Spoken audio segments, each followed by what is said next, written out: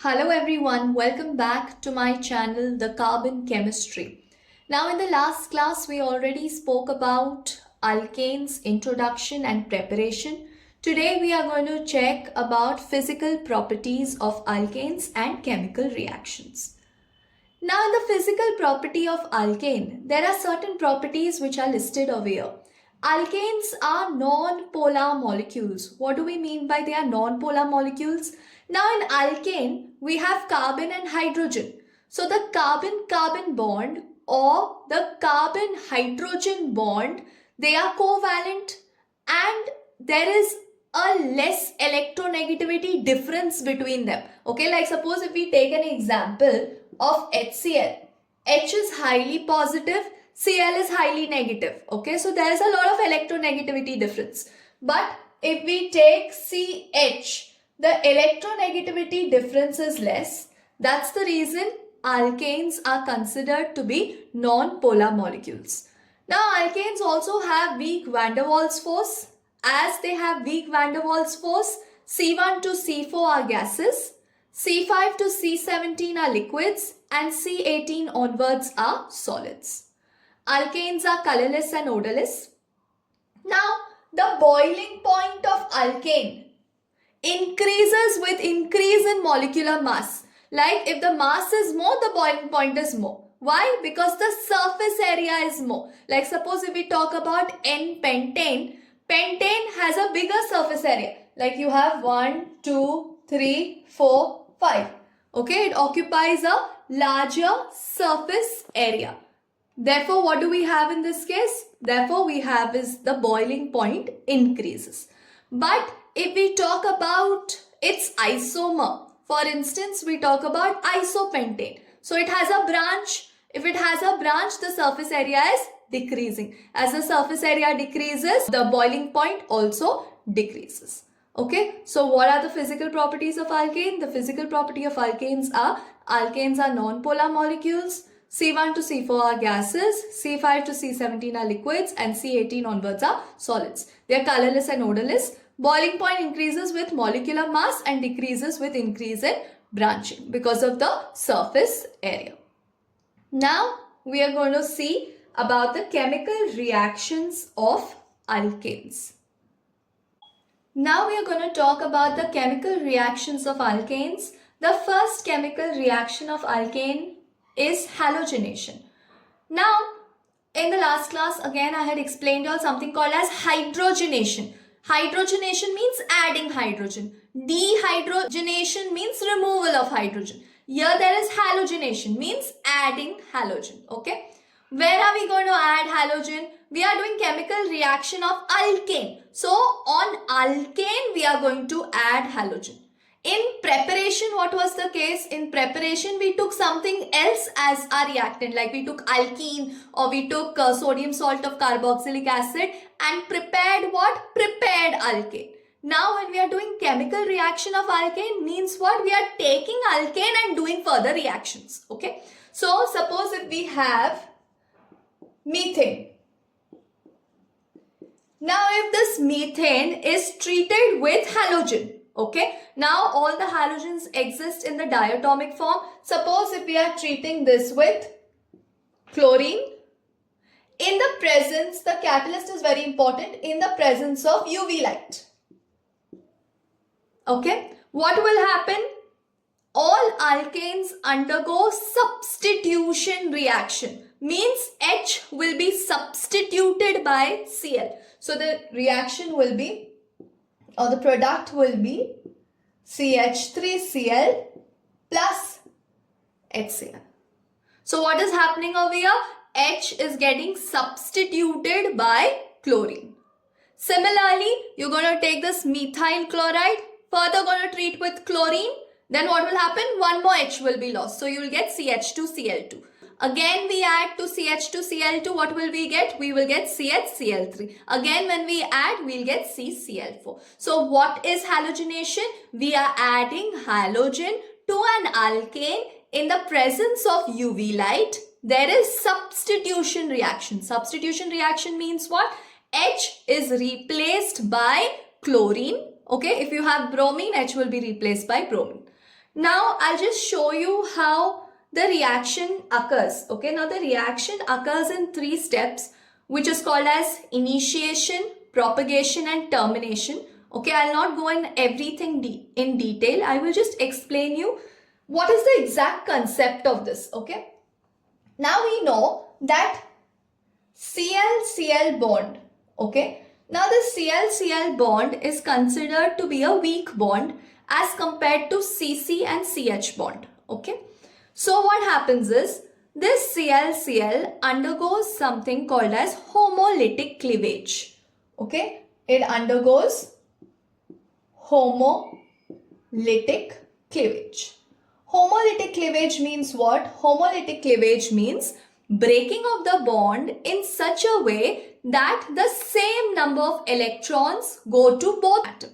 Now we know whenever there is a bond, one bond means 2 electrons. Okay. Now one electron is going to one chlorine, the other electron is going to the other chlorine atom. Now if you check the arrow how I have written, this arrow is called as a fish hook arrow. Okay, with a single head. With a double head, it's a normal arrow. This one is the fish hook arrow. So chlorine, what happens? It undergoes homolytic cleavage because it has a weaker bond. Okay. Now what will form? With the homolytic cleavage, you will get chlorine radical plus you will get another chlorine radical. That means you will get 2 chlorine radicals. Now, one of the chlorine radical will go and attack on the methane. When this chlorine radical is attacking on methane, now there will be homolytic cleavage between CH. And what will we get? We will get CH3 radical plus Cl HCl.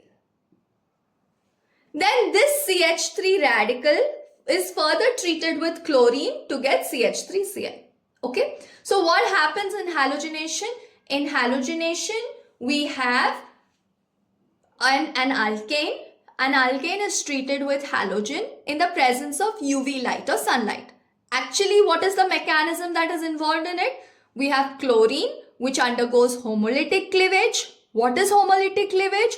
Homolytic cleavage means the bond is broken in such a way that the electron is been divided equally among the 2 atoms. Heterolytic cleavage will be what? Heterolytic cleavage will be where both the electrons are going to one atom.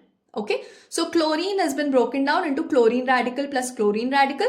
This chlorine radical is treated with methane to form methyl radical plus HCl. Further, we have methyl radical which will react with chlorine and give you CH3Cl. Okay. So this is halogenation. Now the next reaction is combustion. Combustion of alkane. Now in combustion of alkane, we have complete combustion. Okay. We have limited supply. Then we'll have controlled oxidation reaction also. Okay. So in combustion reaction, we need to remember general formula. What is the general formula? CnH2n plus 2 plus 3n plus 1 by 2 O2 gives you NCO2 plus N plus 1 H2O. If you remember this, combustion reaction will be easier. Okay. Now suppose if we take the first alkane, that is CH4. C is 1, 2 ones are 2, 2 plus 2, 4. Plus, here also there is 1. So 3 ones are 3, 3 plus 1, 4. 4 by 2 is 2O2. Gives you N is 1. So it gives you CO2. N is 1. 1 plus 1, that is it gives you 2H2. If you want to look at the balancing, 2 2s are 4, 4H. 1 carbon, 1 carbon. 4 oxygen, 4 oxygen. Our balancing is also done. Similarly, you can take another example. You can also take ethane. But now, when we take ethane, what do we get? We'll get C2H6 plus 2 3s are 6, 6 plus 1, 7 by 2 O2 gives you 2 CO2 plus 3 H2. But now this reaction cannot be in fraction. It is 7 by 2 O2. So we are going to multiply entire thing, the entire reaction by 2. So what will we get? We will get 2 C2H6 plus 7 O2. 2 2s are 4. 4 CO2 and then 3 2s are 6 H2. If you want to cross check, 6 2s are 12. 12 hydrogen, 12 hydrogen, 2 2s are 4, 4 carbon, 4 carbon. Now how many oxygen are there? 7 2s are 14. Here 4 2s are 8, 8 plus 6, 14. Okay, so the reaction is balanced. So this is combustion and of course there is energy released. As there is high amount of energy released, that's why alkanes are used as fuel. So this is one of the uses. Alkanes are used as fuel because in the combustion reaction, a lot of amount of energy is also released. So this is complete combustion when alkane is treated with oxygen to give you what? To give you carbon dioxide, water and a large amount of heat is generated. Now we have incomplete combustion. Now what's going to happen in an incomplete combustion? There is no general reaction for you all to remember. So limited supply of oxygen. Okay, limited supply of oxygen, we're going to get carbon monoxide, water and heat.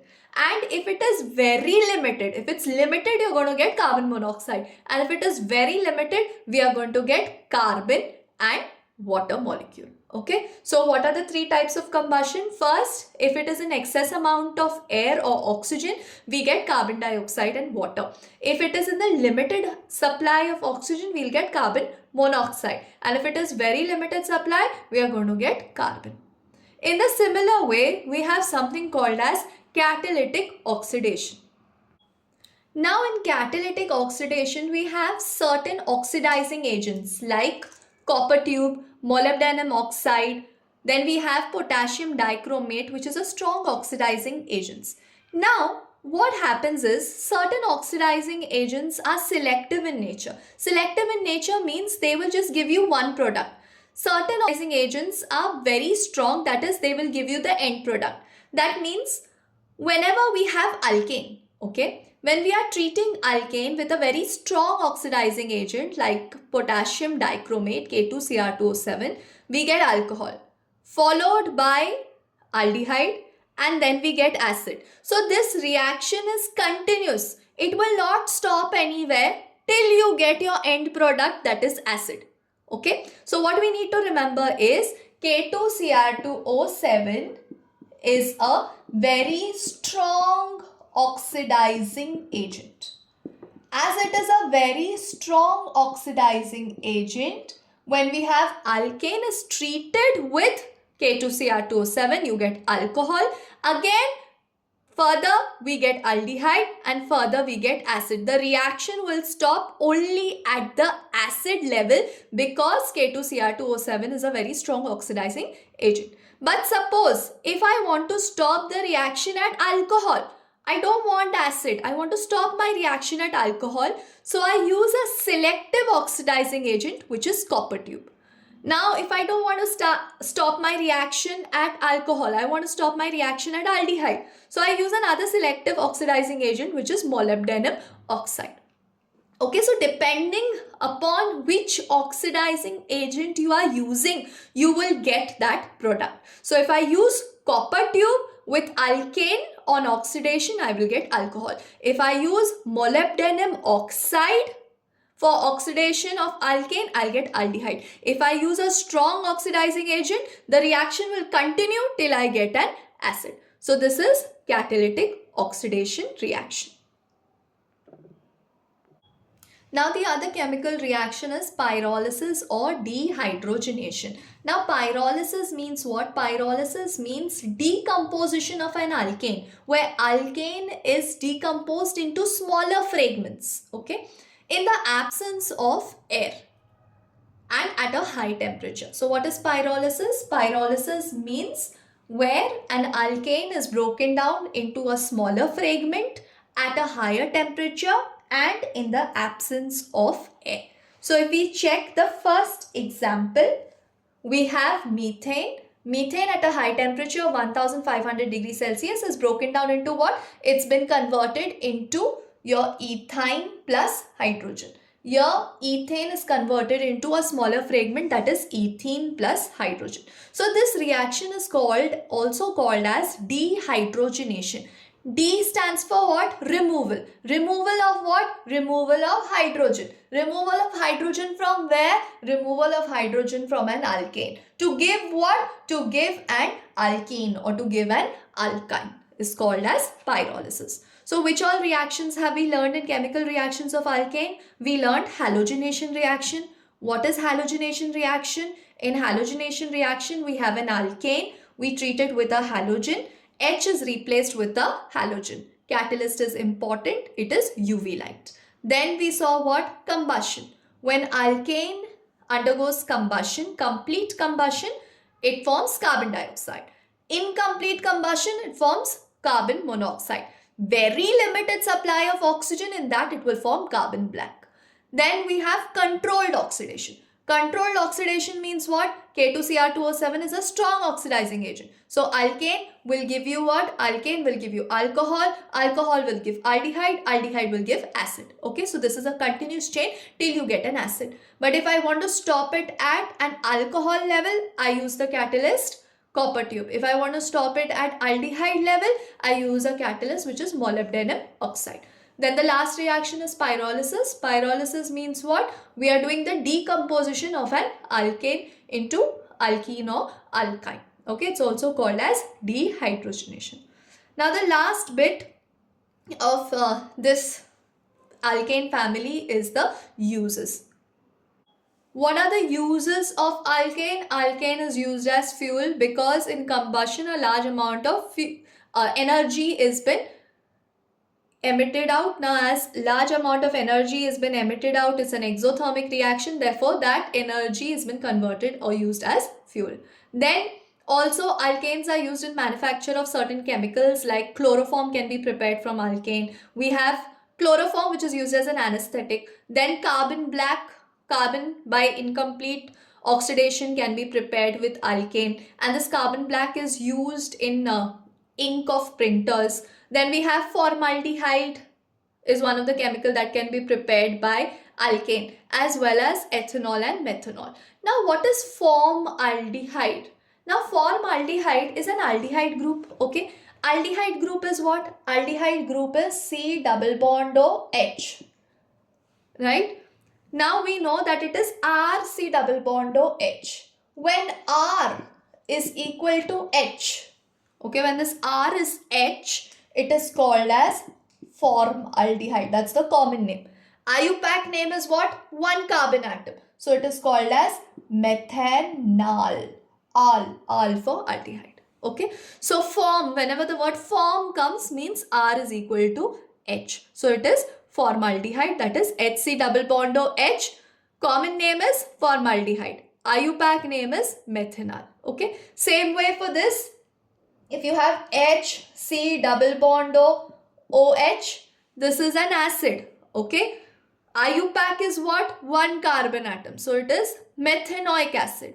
But what is the common name? R is equal to H. So the common name is formic acid. So remember, whenever R is equal to H, we have the word form. So what all we have learned in this session is, we started with the physical property. So we did physical property, we did chemical reactions, and we did uses. So whenever we are doing one particular family, what are the various topics that we have to deal with? Introduction, preparation, physical property, chemical reaction, and uses. The first two were been taken in the previous video, and now we dealt with the latter three. If you all have any difficulty, you all can just drop a message in the comment. Okay, that's it for today. Thank you.